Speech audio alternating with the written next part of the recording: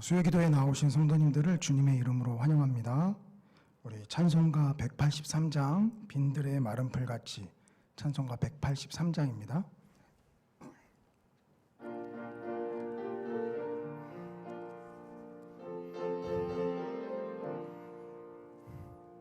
빈들의 마른 풀같이 시들은 나의 영혼, 주님의 약속한 성령 간절히 기다리네. 가물어 메마른 땅에 단비를 내리시듯 성령의 단비를 부어 새 생명 주옵소서.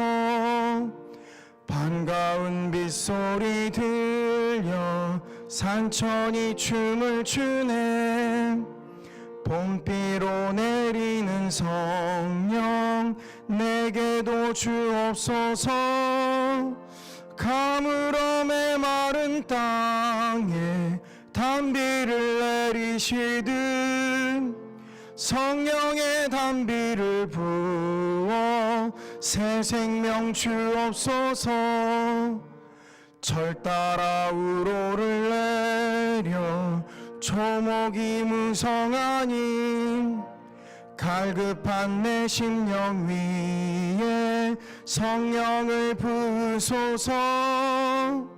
가물어 메마른 땅에 단비를 내리시듯 성령의 단비를 부어 새 생명 주옵소서. 참되신 사랑의 언약 어길 수 있사오랴. 오늘의 흡족한 은혜 주실 줄 믿습니다. 가물어 메마른 땅에 단비를 내리시듯 성령의 단비를 부어 새 생명 주옵소서.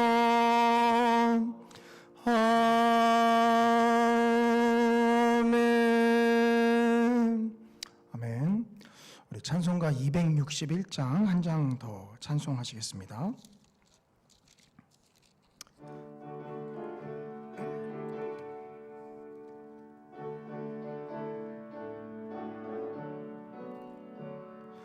이 세상의 모든 죄를 밝히시는 주의 보혈, 성자 예수 그 귀한 피 찬송하고 찬송하세. 주님 앞에 멀리 떠나 길을 잃고 헤맬 때에 나의 뒤를 따라오사 친히 구원하셨도다. 흰 눈보다 더, 흰 눈보다 더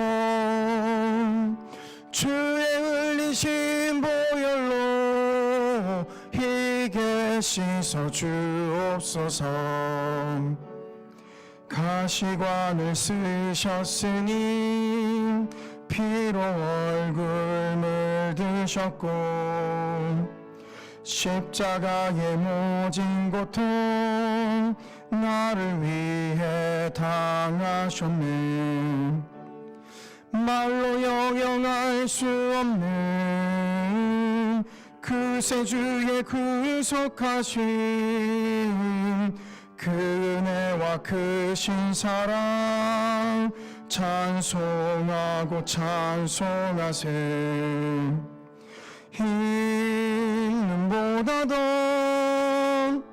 흰 눈보다 더 주의 흘리신 보혈로 희게 씻어 주옵소서. 아버지를 멀리 떠나 바른 길을 저버리고 여러 가지 죄악으로 주홍같이 되었으니 물 같은 것 가지고는 씻을 수가 아주 없네. 주여 귀한 보배 피로 날 정결케 하옵소서. 흰 보다 더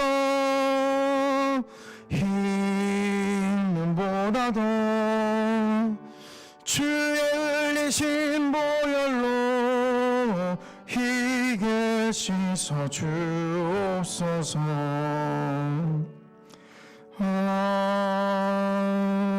아멘. 아멘. 이 시간 우리 예배를 위해서 함께 기도하며 나아가도록 하겠습니다. 현장에 계신 성도님들은 그렇게 크지는 않지만 우리의 목소리를 내서 주님께 기도하셨으면 좋겠고요. 각 가정에서 영상으로 들으시는 성도님들께서는 주변에 거칠 것이 없다면 목소리를 높이셔서 통성으로 기도해 주셨으면 좋겠습니다. 이 시간 우리의 예배 가운데 성령님께서 은혜를 더하여 주시기를 원합니다. 성령 하나님께서 운행하시고 마치는 순간까지 함께하여 주시옵소서. 주님 갈급한 심령으로 나와왔습니다. 우리의 심령 가운데 성령의 단비를 부어 주시옵소서. 흡족히 부어 주시옵소서. 우리 주님 이름 한번 부르짖고 기도합니다. 주여, 사랑과 은혜가 충만하신 아버지 하나님, 주님 참으로 감사합니다. 아버지 하나님, 우리를 주님의 전으로 불러주셔서 주의 말씀 가운데 아버지 하나님의 어떠하심과 또 이 시간 예배에 놓으신 그 은혜를 향하여 우리가 달려갈 수 있도록 이끌어 주심을 감사를 드립니다. 살아계신 아버지 하나님, 무엇보다도 우리의 예배 가운데 주님 좌정하시며 아버지 하나님 우리의 예배를 받아주시기를 원합니다. 생명 되신 주님, 각 성도님들에게 주님께서 합당한 은혜 더하여 주시되 성령 하나님, 이 시간 시작부터 마치는 순간까지 운행하시고 역사하여 주셔서 각 심령 가운데 필요한 주님의 말씀으로 주님 임하여 주시옵소서. 살아계신 아버지 하나님, 이 자리 가운데 나오신 성도님들과 또 각 가정에서 영상으로 예배드리는 성도님들에게 동일한 은혜가 임할 수 있도록 주님 인도하여 주시고 아버지 하나님 앞에 온전히 주의 말씀 앞에 집중하며 나아가는 시간 될 수 있도록 주님 이끌어 주시옵소서. 우리의 강박한 심령 위에 주의 보혈을 부으사 주님 정결케 하시며 이 시간 주님이 우리의 예배를 받으시기에 합당한 자들로 우리를 변화시켜 주셨사오니 주님 우리의 예배를 받아 주시옵소서.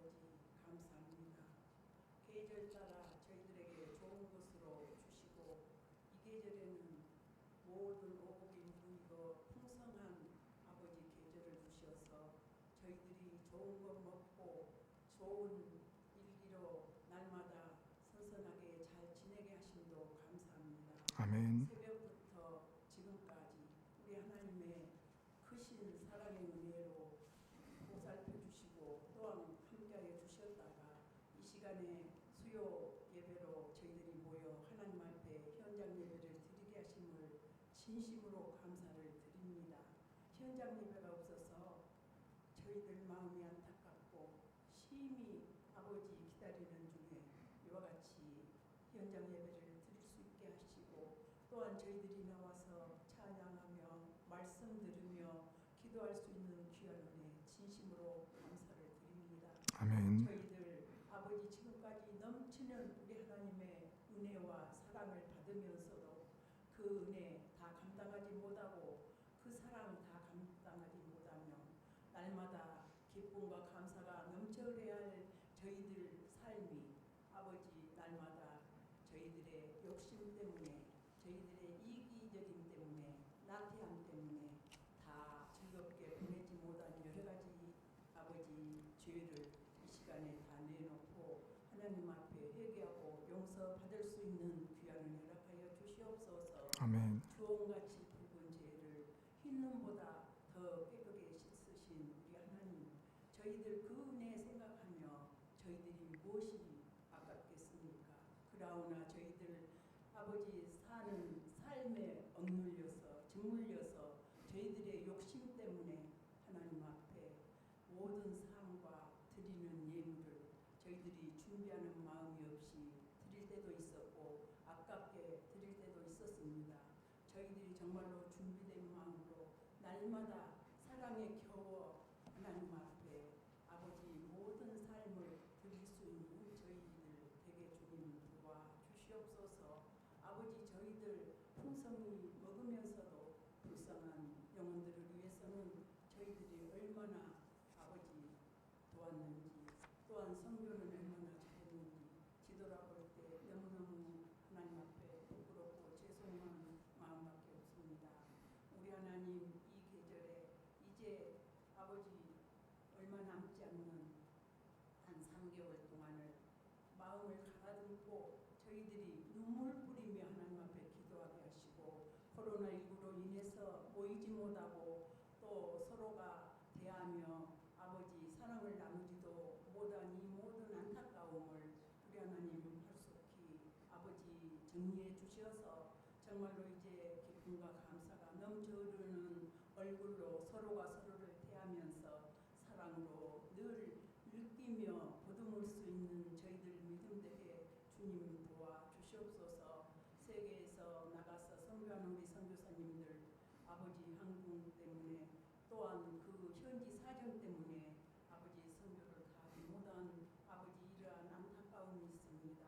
우리 하나님 하루속히 이 코로나19가 정리되고 정말로 다시금 나가서 주의 복음을 전할 수 있는 선교사님들에게 주님 도와주시고 그동안 준비하며 기도하며 아버지 그 모든 것을 이루기 위해서 힘쓰고 애쓰는 선교사님들 될 수 있도록 주님 도와주시옵소서. 아멘. 저희 교회를 위해서 기도합니다. 저희 교회 아버지 안타까운 마음으로 현장 예배가 지금 진행하고 있는데 아버지 많은 성도들이 보이지 않는 걸 볼 때 심히 안타깝습니다.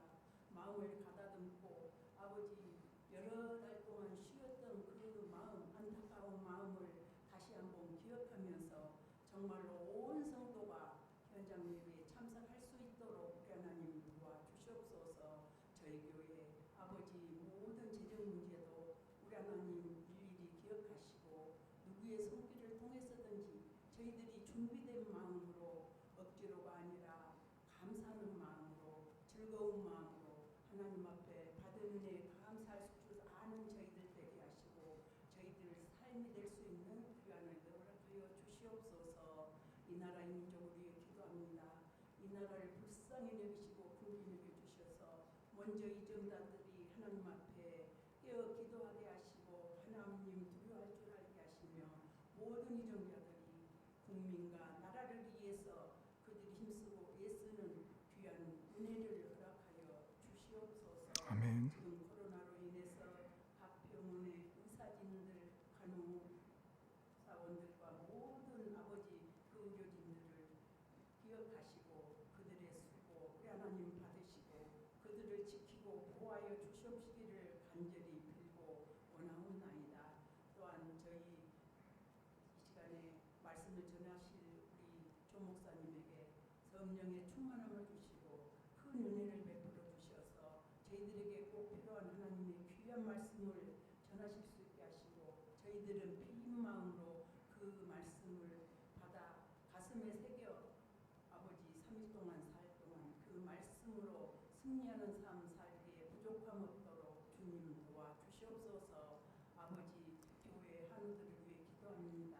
지금 수술하고 아버지 지금 회복에 있는 모든 분들에게 성령의 불이 함께하여 주시고 우리 주님의 모든 손이 어루만져 주시사 깨끗이 나음받을 수 있는 귀한 은혜를 하여 주셔서 맡겨주신 사명 잘 감당할 수 있는 귀한 은혜를 허락하여 주시옵소서. 예배가 시작되었사오니 끝나는 시간까지 우리 주님 홀로 영광받아 주시옵소서. 예수님의 이름으로 감사하며 기도드리옵나이다. 아멘.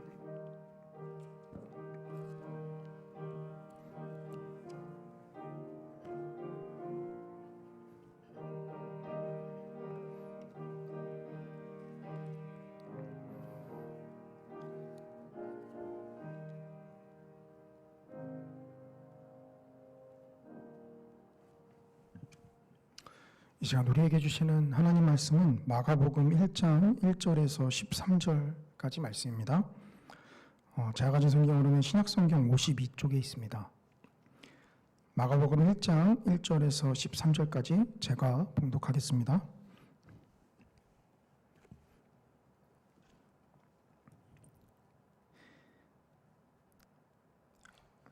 하나님의 아들 예수 그리스도의 복음의 시작이라. 선지자 이사야의 글에 보라 내가 내 사자를 내 앞에 보내노니 그가 내 길을 준비하리라.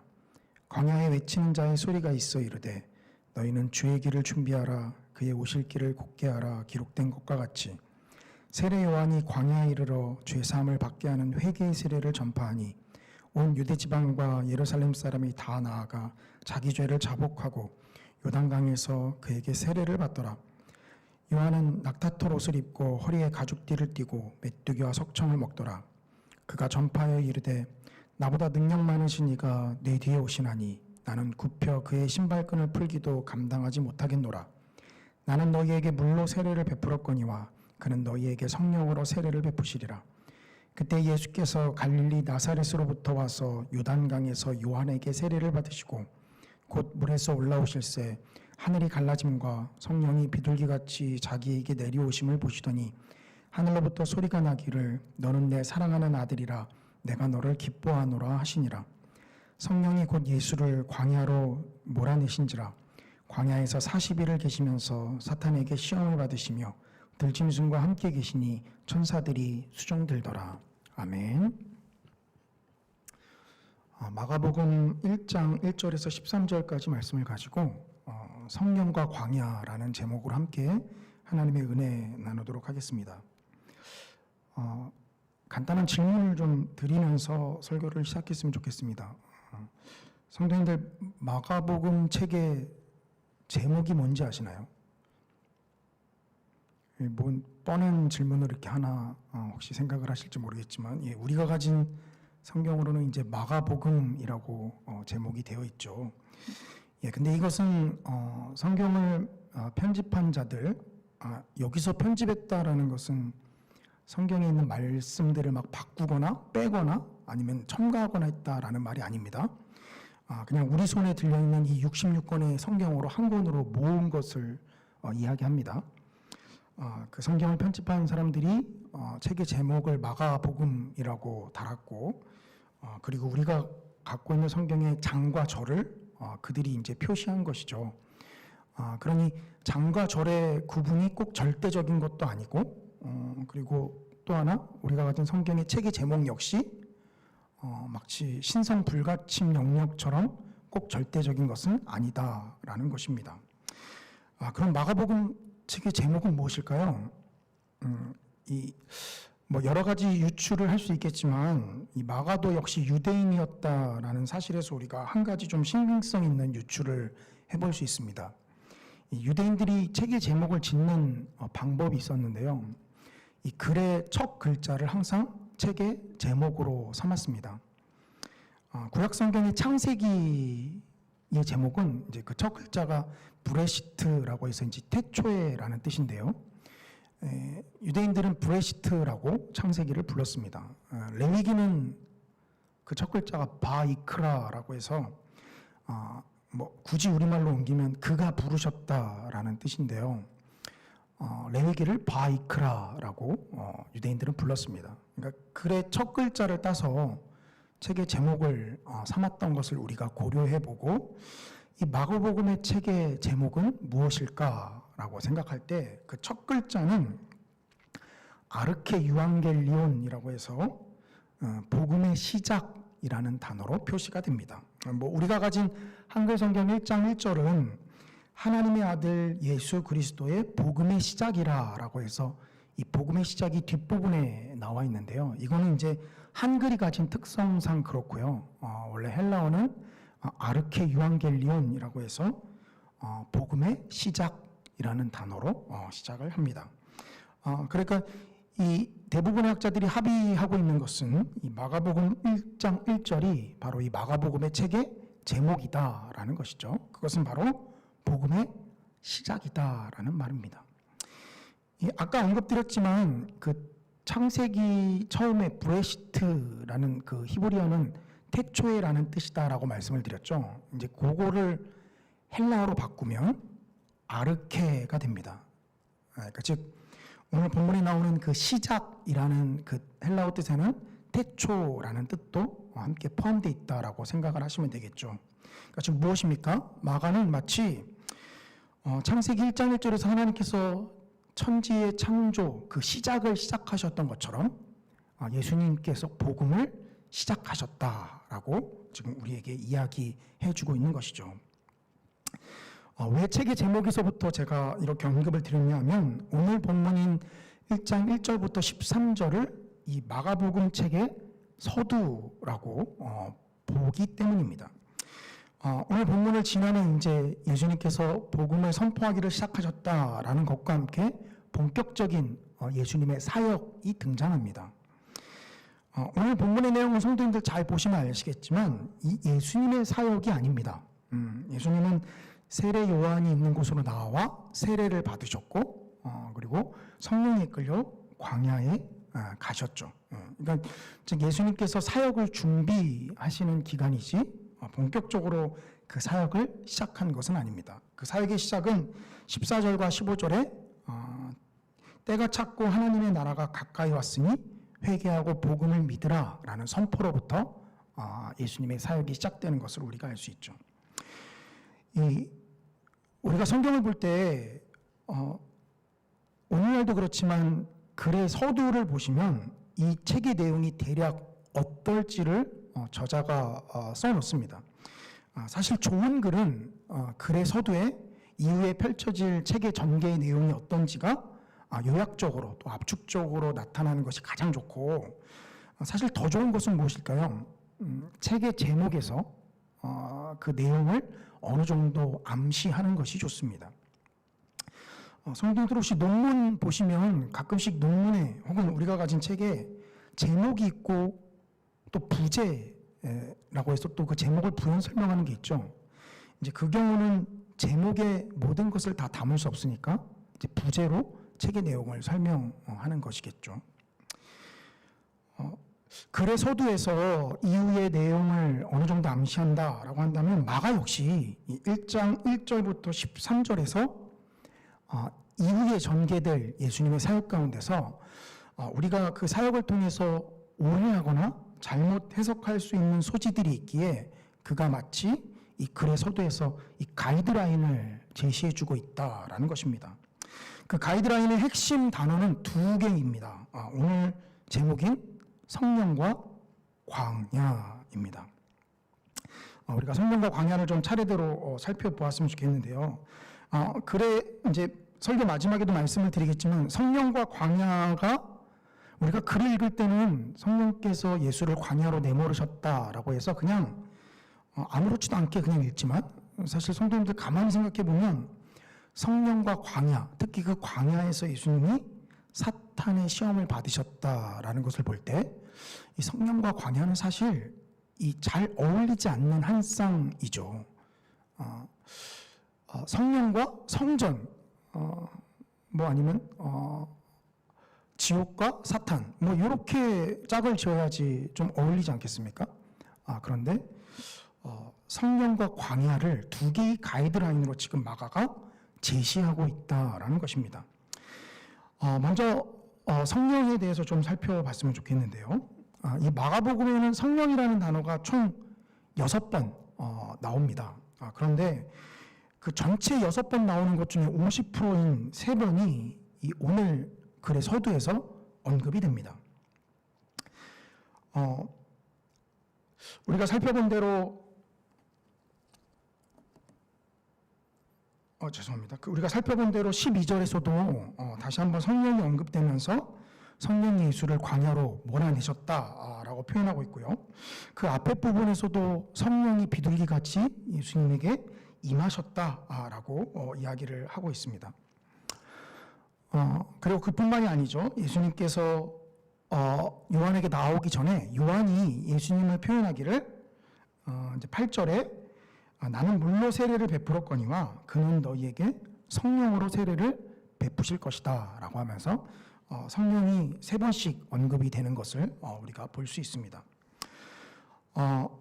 항상 그렇지만 이 신약 성경은 이 구약 성경의 연장선상에 있기 때문에 우리가 신약 성경을 더욱더 풍성히 이해하려면 사실 이 구약 성경에서부터 조금 살펴보는 것이 참 합당합니다. 이 성령이 왜 핵심적인 단어냐라고 할 때 이 구약 성경을 잘 알고 있는 유대인들이 이 글을 읽었다라고 한다면 자신들의 선지자들의 예언서를 그들은 떠올렸을 것입니다. 왜 그런가 하면요, 우리가 가진 구약 성경의 여러 예언서들, 즉 선지자들이 예언한 것 중에 이 마지막 때에 기대하는 것 중에 하나는 바로 성령의 부으심이기 때문입니다. 이사야 32장 15절, 44장 3절, 에스겔 36장 26절, 27절 여러 군데를 들 수 있지만 이 시간에 좀 살펴볼 것은 요엘서 2장 28절에서 32절입니다. 성도님들도 잘 아시는 본문인데요. 제가 28절과 29절만 좀 읽어드리겠습니다. 그 후에 내가 내 영을 만민에게 부어주리니 너희 자녀들이 장래일을 말할 것이며 너희 늙은이는 꿈을 꾸며 너희 젊은이는 이상을 볼 것이며 그때 내가 또 내 영을 남종과 여종에게 부어줄 것이며. 이 요엘 선지자가 이 마지막 때, 요엘 선지자는 사실 여호와의 날이라고 해서 이 마지막 때의 여호와의 날을 그가 이야기하는데요. 그 마지막 때에 나타날 이 기대되는 현상으로 바로 하나님께서 그 영을 모든 사람에게 부어주신다라는 것이죠.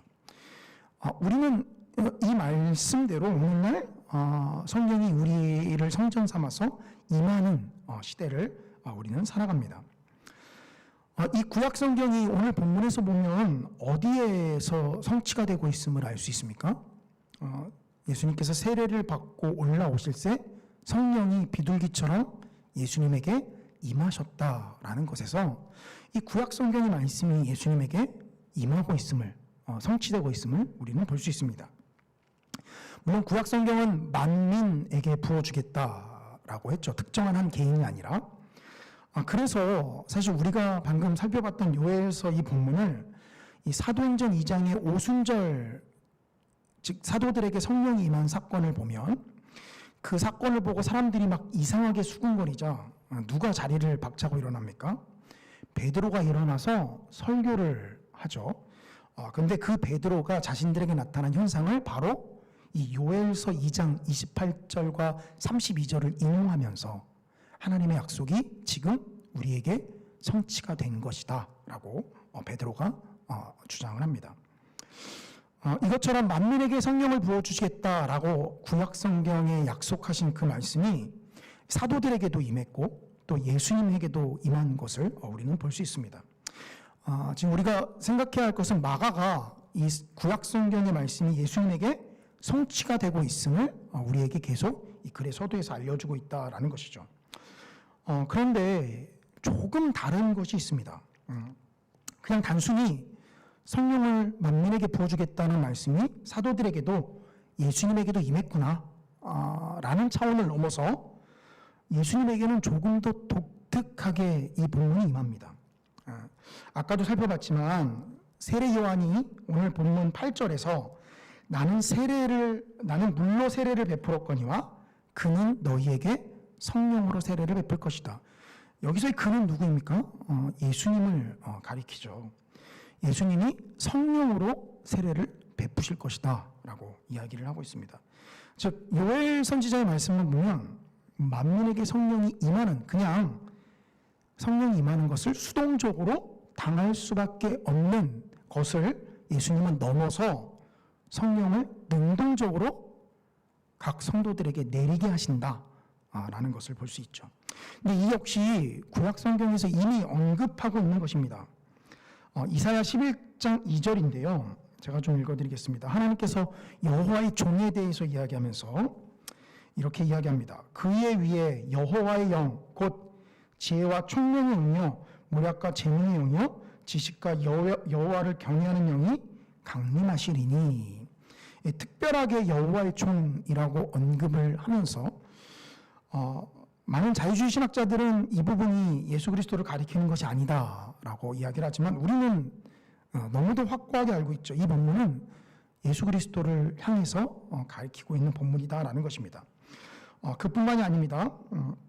이사야 42장 1절에 보면 내가 붙드는 나의 종, 내 마음에 기뻐하는 자, 곧 내가 택한 사람을 보라.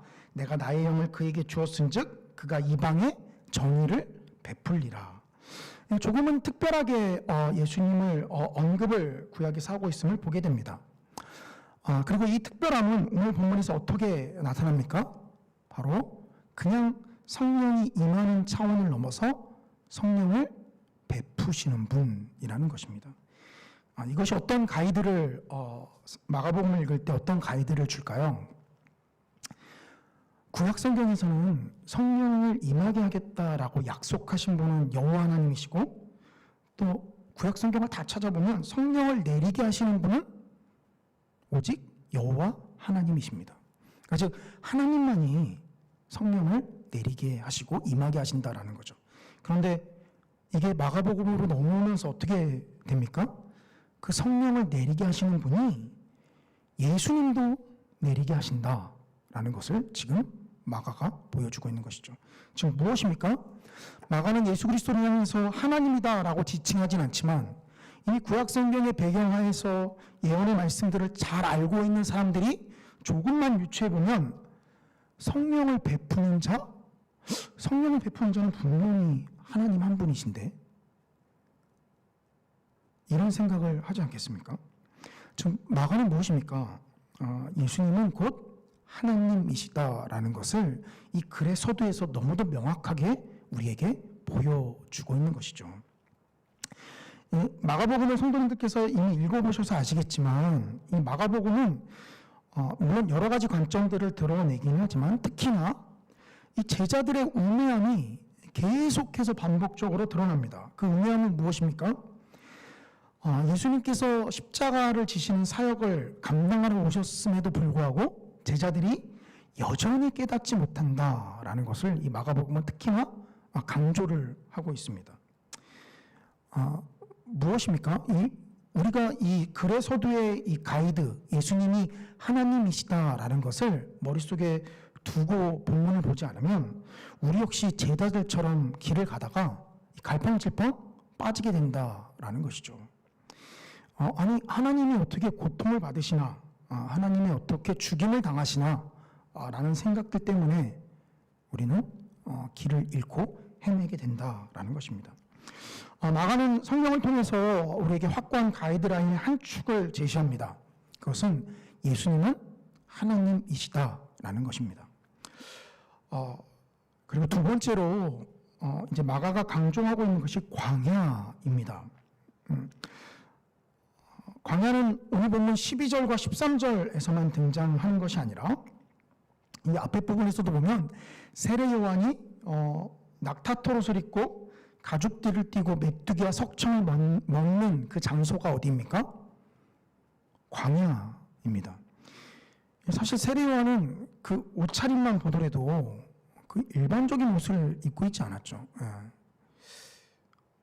좀 뭔가 구별된 듯한 모습을 보여줍니다. 특히나 일반 사람들이 머무는 곳이 아닌 광야에 홀로 뚝 떨어져서 일반 사람들이 먹는 음식도 아닌 메뚜기와 석청을 먹으면서 회개하라라고 선포하고 있다라는 것이죠.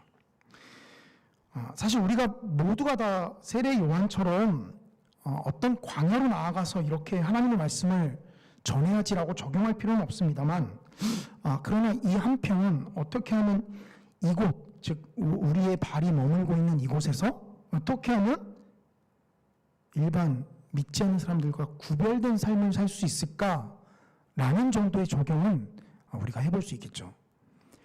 우리가 세례 요한처럼 낙타토롯을 입지는 못하고 또 메뚜기와 석청을 먹지는 않는다라고 할지라도 그 밑에 깔려있는 구별된 삶, 구별되는 그 삶을 우리가 어떻게 살아갈 수 있을까라는 것을 한번 생각해 보아야 합니다. 이 세례 요한이 활동한 것이 광야라는 것이 좀 뭔가 구별된 이미지를 우리에게 강조하죠. 그리고 더 놀라운 것은 세례를 받고 난 이후에 예수님에게 성령이 임하셨고 성령이 임했을 뿐만 아니라 하늘로부터 소리가 나서 확증도 해주시죠. 11절에 너는 내 사랑하는 아들이라 내가 너를 기뻐하노라. 이 2인칭 너라고 표현되어 있으니까 이 누구 귀에 명확하게 들렸을까요? 예수님 귀에 명확하게 들렸을 것입니다. 이런 말씀 들으면 얼마나 힘이 나겠습니까? 근데 너무도 어울리지 않게 그 말이 곧 예수를 광야로 몰아내신지라. 여기 몰아낸다라는 이 표현도 사실 앞에 하나님이라는 가이드를 준 것과 너무도 어울리지 않습니다. 쫓아낸다, 쫓아냈다라는 말입니다. 그러니까 막 레드카펫을 깔고 귀빈을 모시듯이 그렇게 모셔간 것이 아니라 발로 차듯이 쫓아냈다라는 것이죠. 이 광야 역시 이 구약 성경의 배경을 가지고 있습니다. 성도님들 너무도 잘 아시는 대로 이스라엘 백성들이 먼저 애굽에서 나온 뒤 하나님과 어디에서 교제를 쌓았습니까? 광야에서 교제를 쌓았습니다. 이 40년의 기간을 광야에서 지내면서 하나님께서 내려주시는 만나를 먹고 그곳에서 하나님의 인도하심을 따라갔었죠. 근데 그뿐만이 아닙니다. 호세아 선지자의 예언을 보면 하나님께서 이제 호세아 선지자는 그 여호와의 심판이 임할 것이다라는 것을 그 1장부터 3장 사이에 이야기하면서 바로 회복을 또 이야기합니다. 그 호세아 1장부터 3장을 읽어보시면 어떻게 읽을 때는 좀 맥락 없이 바로 회복으로 순식간에 전환이 됩니다. 그러면서 호세아 2장 14절 15절이 그 회복으로 전환되면서 이야기를 하는 것인데요. 제가 좀 읽어드리겠습니다. 그러므로 보라, 내가 그를 타일러 거친 들로 데리고 가서 말로 위로하고 거기서 비로소 그의 포도원을 그에게 주고 악을 골짜기로 소망의 문을 삼아주리니 그가 거기서 응대하기를 어렸을 때와 애굽 땅에서 올라오던 날과 같이 하리라. 여기 보면 광야라는 말은 나오진 않지만 그를 타일러 거친 들로 데리고 가겠다라고 지금 하나님께서 이야기하시죠. 이스라엘의 회복을 이야기하면서 이스라엘을 어디로 데려가겠다라고 하십니까? 이 거친 들, 이제 그 히브리어는 이제 미드바르라고 하는 곳인데요. 이 광야입니다. 이 단어가 출애굽기에서 광야를 뜻하는 단어로 그대로 사용이 되는데요. 즉 하나님께서 회복을 시키고자 하는 그 이스라엘을 어디로 다시 데려가겠다라는 것입니까? 광야로 데려가겠다라고 이야기를 하시는 것이죠. 그러면서 그곳에서 그가 어렸을 때, 즉 애굽 땅에서 올라오던 때를 지금 어렸을 때라고 표현합니다. 애굽 땅에서 올라오던 때처럼 내가 거기서 그와 교제할 것이다 라고 지금 하나님께서 이야기를 하는 것이죠. 그러니까 이 광야라는 곳은 이스라엘이 먼저 하나님과 교제를 맺은 곳인 것과 동시에 그들이 우상 숭배로 또 하나님의 말씀을 제대로 따르지 않으므로 하나님으로부터 징벌을 받지만 다시 하나님께서 그들을 회복하시는 장소 역시 어디다라는 것입니까? 광야라는 곳이다라는 것이죠. 그리고 참 이상하게도 오늘 본문에서 말라기 선지자 이후에 선지자들이 뚝 끊어져 버렸는데 어디선가 세례 요한이 불쑥 그 끊어진 오랜 공백 기간을 깨버리고 나타나서 어디에서 활동을 합니까? 광야에서 활동을 하고 있다라는 것입니다. 이 참 놀랍지 않습니까? 하나님께서 광야에서 시작하셨고 광야에서 회복하셨고 다시 그 복음의 시작의 무대를 어디로 삼으시고 있으시다라는 것입니까? 광야로 삼고 있다라는 것입니다. 그러니까 이 광야는 그냥 뜬금없이 맥락 없이 등장한 게 아니라 이 구약 성경의 배경을 등에 업고 마치 봐라, 하나님께서 원래 이스라엘 백성들을 향해서 이렇게 시작하셨고 이렇게 회복하셨던 그 장소에서 다시 복음을 시작하신다라는 것을 우리에게 지금 알려주고 있는 것입니다. 이 두 개의 가이드라인을 지금 마가는 우리에게 제시해주고 있다는 것이죠. 그런데 여기서 우리가 두 개의 가이드라인이 그런가 보다 라고 생각하고 넘어가면은 사실 아무것도 우리에게 남는 것이 없습니다. 여기서 곰곰이 한번 생각을 해봐야 합니다. 아까도 말씀드렸지만 이 두 개가 어떻게 짝을 이룰 수 있는가라는 것이죠. 아니, 거룩한 하나님을 섬기는, 그리고 그 하나님으로부터 너는 내 기뻐하는 자다라는 더할 나위 없는 칭찬을 받은 예수 그리스도께서 올해 강야로 쫓겨나듯이 가셔서 거기서 천사의 수종만 받는 것이 아니라 사탄이 그를 만만히 보듯이 시험하고 있는가라는 것입니다. 이 글의 서두를 마무리하면서 마가는 이 마가복음 1장 12절부터 13절 이 두 구절에서 이 본문을 딱 압축적으로 보여주는데요. 성도님들 잘 아시는 대로 이 마가가 지은 복음만 있지 않지 않습니까? 이 마태도 이 동일한 사건을 언급하고 있죠.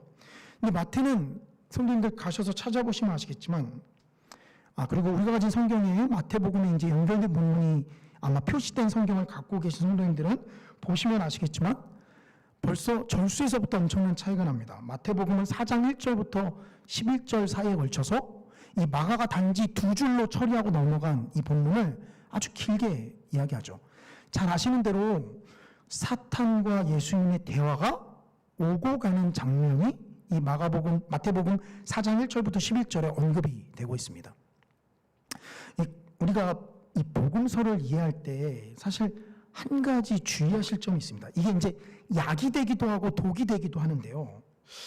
마가복음에 이렇게 두 절로 짧게 언급한 이 부분의 내용이 궁금해서 우리는 가끔씩 마태복음으로 넘어가서 살펴봅니다. 이런 일이 있었구나라는 것을 머릿속에 그리면서 그 빈 여백들을 채워넣죠. 근데 그것은 예수님을 전체적으로 바라볼 때는 굉장히 도움이 됩니다. 그런데 주의할 것은 뭐냐면 이 마가가 이야기하고자 하는 맥락을 우리가 흐리게 만들 수 있는 요지가 동시에 존재한다라는 것입니다. 그러니까 이 구절을 마태복음의 구절을 뚝 띄워왔다가 여기서 우리 머릿속에 둬버리고 그냥 그대로 넘어가 버리면 사실 마가가 정말 뭘 이야기하고자 하는지를 우리가 놓쳐버리고 간과할 수 있는 함정이 도사리고 있다라는 것입니다. 바라기는 성도님들께서 이 마가복음뿐만이 아니라 복음서 4개를 다 보시면서 이 머릿속에 예수님의 그 일대기를 시간적으로 순서적으로 좀 이제 머릿속에 담아두시는 것은 아주 좋습니다. 이후에 성경을 다시 읽을 때 그것이 풍성한 배경이 되어서 본문의 이해를 더 깊이 만들어주기 때문이죠. 근데 그렇게 하시고 나서 다시 하나의 성경을 읽으실 때는 그 성경의 맥락에, 문맥에 집중해서 좀 보실 필요가 있습니다. 이 마가가 두 구절로만 처리한 이유는 무엇일까요? 이 12절부터 13절을 잘 보시면 마치 한 폭의 그림 같지 않습니까? 13절을 보시면 광야에서 40일을 계시면서 사탄에게 시험을 받으시며 들짐승과 함께 계시니 천사들이 수종들더라. 마치 예수님이 그 광야 사막 가운데 힘없이 딱 앉아있고 이 오른쪽에는 사탄이, 왼쪽에는 천사가 있으면서 마치 한 폭의 그림을 우리의 머릿속에 한 번에 딱 제시해주는 듯한 효과를 가져옵니다.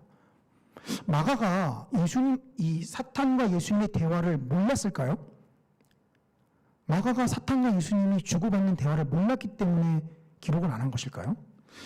이 대부분의 학자들은 마가복음이 마태복음과 누가복음보다 먼저 쓰여졌다라는 것에 어느 정도 합의를 봅니다. 즉, 그 말은 마태와 누가가 마가복음의 존재를 알고 그것을 참고해서 마태복음과 누가복음을 썼다라는 말이 되기도 합니다. 그 말은 반대로 마가가 예수님이 사탄과 주고받은 대화를 알고 있었다라는 뜻이기도 하죠. 그런데 마가는 그 부분을 과감하게 생략을 해버립니다. 왜냐하면 글의 서두에서 그가 알려주고자 하는 핵심 사항을 우리에게 말하기 때문이죠. 이 한 폭의 그림은 우리가 딱 보기에 어떤 느낌이 드십니까? 계속 말씀드렸지만 거북합니다. 왜 거북합니까? 하나님이신 예수님이 감히 사탄 따위의 시험을 받으시다니 하나님을 섬기는 우리의 자존심이 허락하지 않는 것처럼 느껴집니다. 하나님이 이러실 수 있습니까? 마치 이 마가복음 8장 33절에 가면 유명한 장면이 있죠. 예수님께서 십자가에 죽으실 것을 이야기하자 베드로가 나서면서 예수님을 마구 꾸짖으면서 그렇게 되면 안 된다라고 이야기하자 예수님이 뭐라고 이야기합니까? 사탄아, 내 뒤로 물러가라 라고 이야기를 하죠. 우리가 이 그림을 막 자존심 상하고 하나님이 이런 일을 겪을 수 없다라는 생각을 우리가 꽉 가진 상태로 본문을 보면 마가복음 8장 이르러 누구든지 우리는 다 베드로의 편에 아마 설 것입니다. 누구든지 다 예수님을 꾸짖으면서 아니 어떻게 하나님의 아들이 십자가에 못 박힐 수 있습니까? 라고 하면서 그런 일은 가당치도 않습니다. 라고 이야기를 할 것입니다. 무엇입니까? 하나님의 뜻에 정반대되게 우리가 나아갈 수 있는 소지가 다분하다라는 것이죠. 사실 이 부분은 마가복음을 풀어내는 키와도 같습니다. 마가복음은 계속해서 제자들이 우매한 모습을 보여줍니다. 하나님의 사역, 예수님의 사역을 이해하지 못하고 그 예수님의 사역을 깨닫지도 못하고 예수님께서 계속 그들에게 언급을 하시는데 그들은 두려워할 뿐 참된 사역을 깨닫지 못합니다. 그런데 우리는 너무도 명확하게 압니다. 왜 그렇습니까? 제자들이 모르는 상황들을 이 본문에서 우리에게 계속 알려주고 있기 때문입니다. 일례로 아까 1장 11절에 예수님께서 성령 세례를 받고 올라오실 때 하늘로부터 들리는 이 음성, 이거 거기에 세례 요한에게 세례를 받으러 모인 모든 사람들에게 다 들렸을까요? 그렇게 보기 힘듭니다. 이 말은 오직 예수님에게만 이 말씀이 들렸다라는 것이죠. 우리는 이런 부가적인 정보를 알고 있습니다. 그래서 우리는 제자들의 모습을 보고 참 우매하다라고 혀를 끌끌 찹니다. 그런데 그렇게 끌끌 혀를 차는 우리의 내면에 여전히 뭐가 존재하고 있느냐? 하나님이시면 이럴 수 없다라는 생각이 우리의 마음속 깊은 곳에 여전히 존재하고 있다라는 것이죠. 이는 복음을 반대하는 모습으로 자주 나타납니다.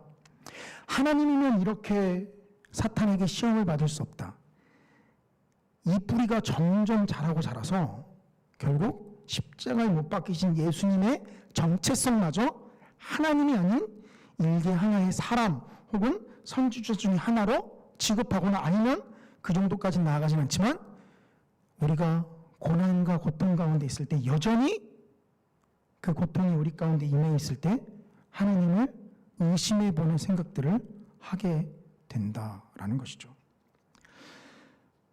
이 광야에서 뚝 떨어진 이 복음의 준비의 기간을 거친 후에 예수님께서는 이제 마가복음에서는 보통 사람들의 삶 가운데 깊숙이 들어오셔서 그 가운데 사역을 행하십니다. 사람들의 손가락질도 받으시고 사람들의 오해도 겪습니다. 그러나 그 가운데서 여전히 병고침과 복음의 선포는 또 동시에 일어납니다.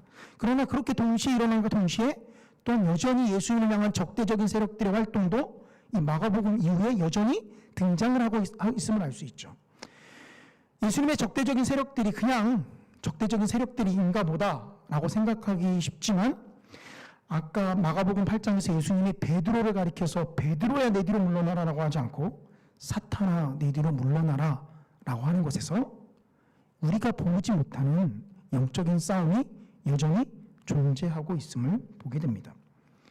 물론 주의하셔야 합니다. 우리 가운데 나타나는 모든 일을 다 사탄이 했어 라고 표현하는 것은 사실 올바른 표현 방법이 아닙니다. 저희 어머님께서 한참 그 뜨거우실 때 모든 걸 다 뭐 안 좋은 일만 일어나거나 아니면 아버님과 좀 다투시거나 하면 다 사탄 때문에 그렇다라고 다 깔때기처럼 모든 걸 다 사탄으로 표현하셨는데요. 뭐 완전히 틀린 것은 아닙니다. 왜냐하면 이 그림에서 보여주듯이 사탄의 그 시험하는 장면들이 여전히 우리 가운데도 존재하기 때문이죠. 모습을 드러내지 않고 나타납니다. 각종 병으로 또 각종 재난으로 힘든 상황들로 우리에게 다가오죠. 그런데 그렇기 때문에 모든 걸 다 사탄이 했다라고 표현하는 게 맹점은 뭐냐? 모든 잘못을 다 사탄에게 떠넘기고 본인은 쏙 빠져나가는 맹점을 보여준다라는 것이죠. 네. 마음이 편해지지 않습니까? 사탄이 했다라고 하면 자신이 지은 죄 역시 사탄이 나를 유혹해서 했다. 다 사탄에게 떠넘기고 본인은 자유하게 되죠.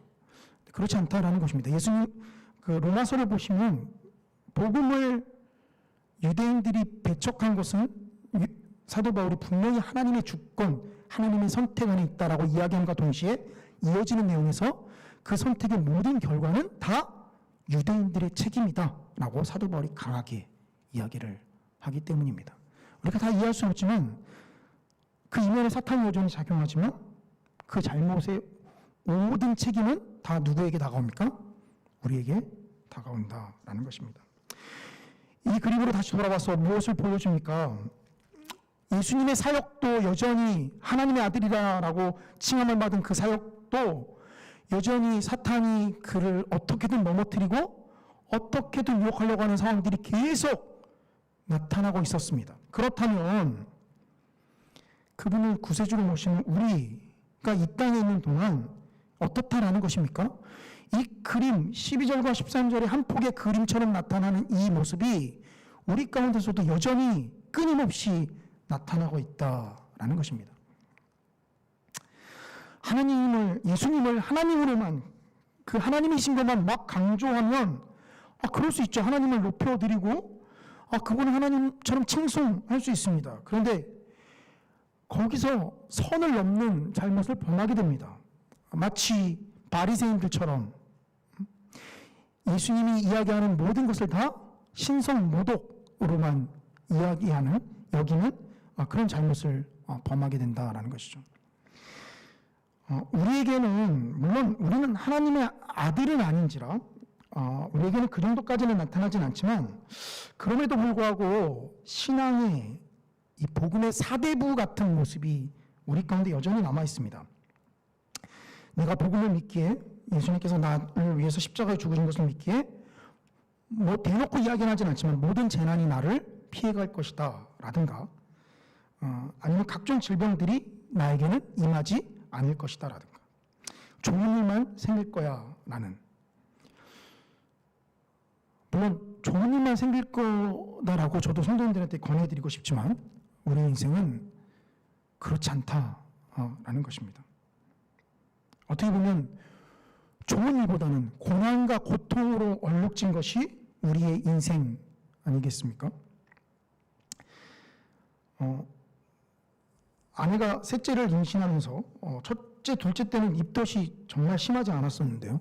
셋째를 임신하면서 지금 이제 조금 있으면 20주가 되는데요. 계속 입덧을 첫째, 둘째 때랑 다르게 하고 있습니다. 냄새에 굉장히 민감하게 반응하고 있어서 아이들 뭐 씻기는 거, 그다음에 저녁 차리고 설거지 하는 것까지 요새 제가 계속 하고 있는데요.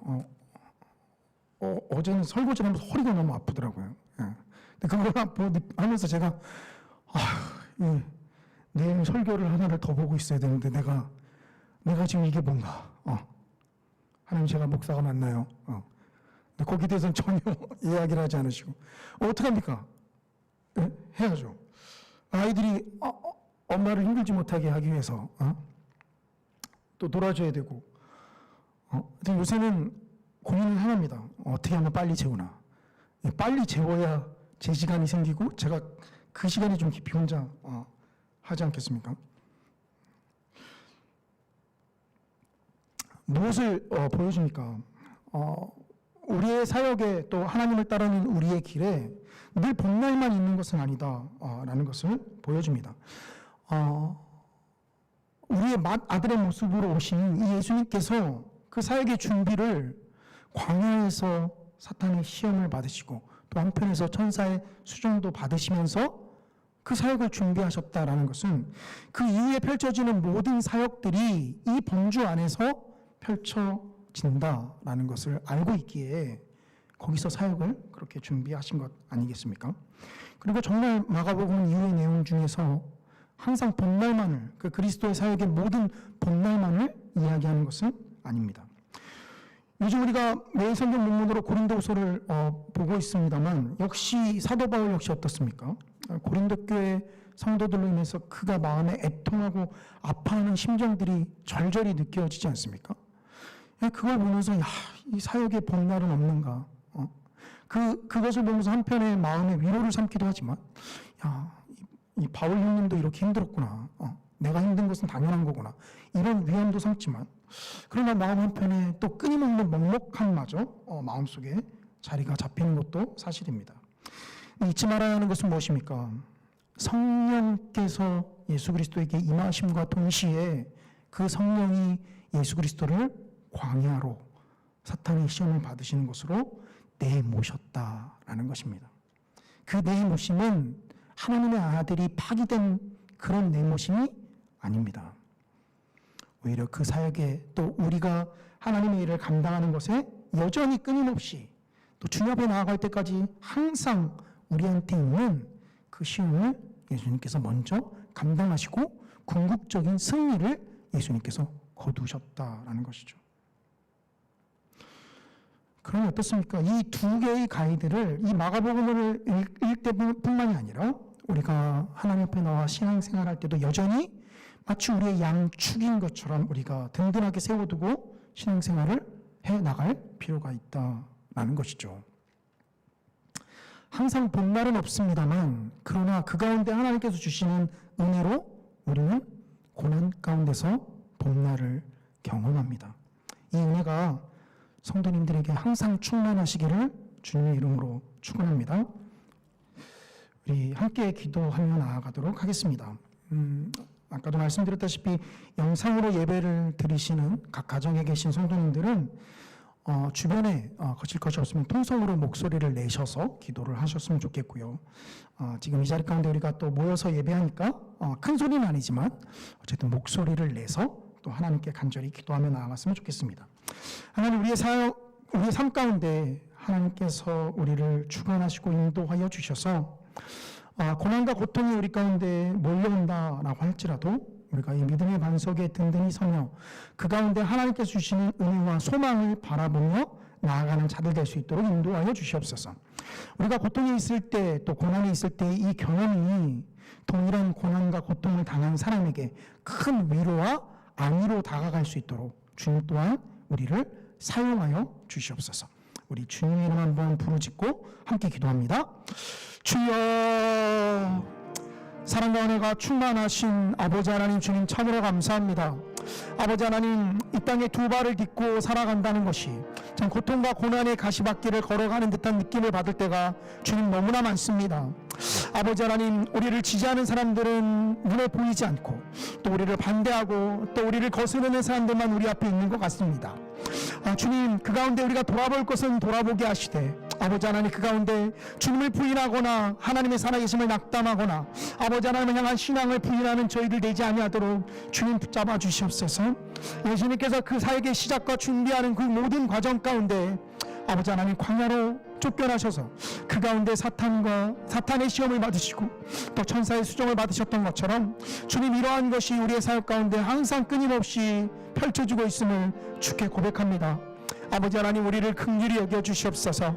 주님의 은혜를 간절히 구합니다. 이 연약함 가운데 아버지 하나님의 놀라운 인도하심과 주님의 그 은혜를 우리가 간절히 구하며 나아갑니다. 아버지 하나님, 우리를 긍휼히 여겨 주셔서 하나님의 참된 은혜 가운데 서는 저희들 될 수 있도록 인도하여 주시고, 주님, 우리보다 더 힘든 상황 가운데 또 더한 고난이 있는 자들에게 우리가 위로의 모습으로 나아가는 자들 될 수 있도록 아버지 하나님, 우리를 사용하여 주시옵소서. 감사하며 모든 말씀 우리 주 예수님의 이름으로 기도합니다. 아멘. 우리 찬송가 338절 함께 찬송하시겠습니다. 338장 내 주를 가까이 하게 함을.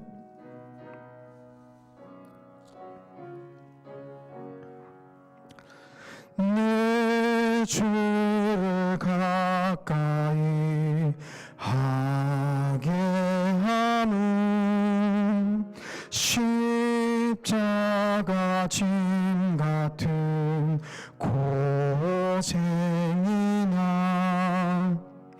내 인생 소원은 늘 찬송하면서 주께 더 나아가길 원합니다.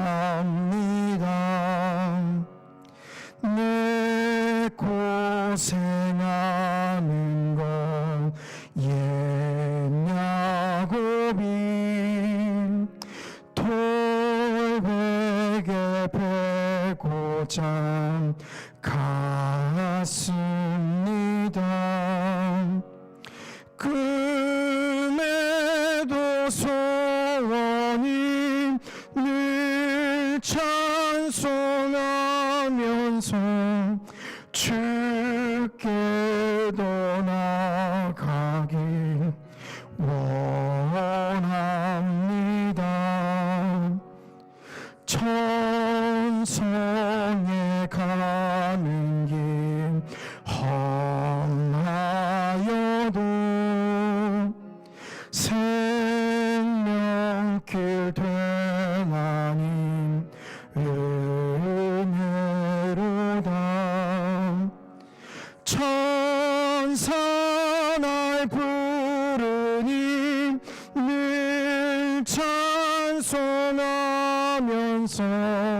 주께도 나가길 원합니다.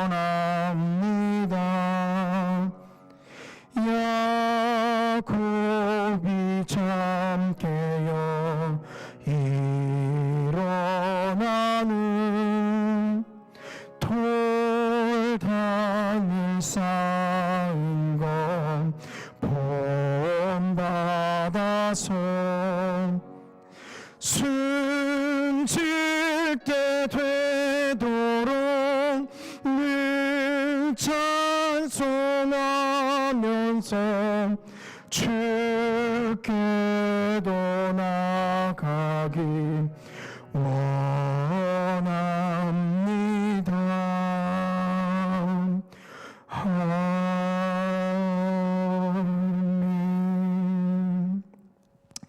아멘. 우리 몇 가지 교회 소식 말씀 드린 후에 주기도문으로 예배를 마치도록 하겠습니다. 현재 그 정부의 방역 수칙을 준수하면서 또 예배당 안에 50명 미만만 또 우리가 함께 모여서 예배를 드리고 있습니다. 모든 예배는 함께 또 온라인으로 라이브로 함께 저희가 생중계하고요. 또 새벽 기도와 수요 기도에는 또 정상적으로 예배하고 있다라는 것을 또 성도님들께서 알아주시면 감사하겠습니다. 성산 아카데미를 이번 주 주일까지 저희가 좀 모집하고 있습니다. 지원서는 저희가 주보대에 비치해 놓았는데요. 영상으로 예배하느라 오시지 못하는 성도님들은 또 문자로 또 저희에게 보내주시면 또 저희가 접수를 받도록 하겠습니다. 10월 11일까지만 신청을 받기에 이번 주 주일까지 성도님께서 신청을 해 주셔야 되시고요.